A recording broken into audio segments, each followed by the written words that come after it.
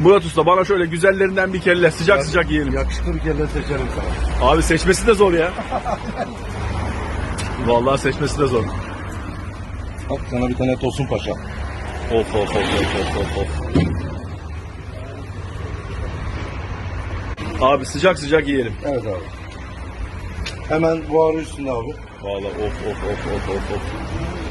Şimdi önce çene kemikten yanak kısımlarını ayıklıyoruz. Bunlar yanak kısımları. Murat Usta kokular inanılmaz. Şimdi önce bir de yerken bakacağız.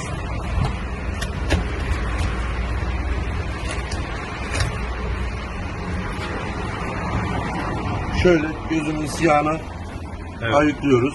Gözünün yağını yiyeyim dedikleri Evet, bu gözünün yağı burası işte. Gözünün yağını yiyeyim dedikleri burası. Yani genelde bıçakla ayıklıyoruz.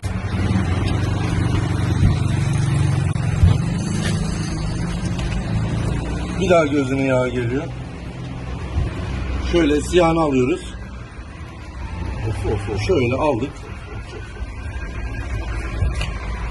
Şurada da dilin kemiği. Bu dilin kemiği. Dilin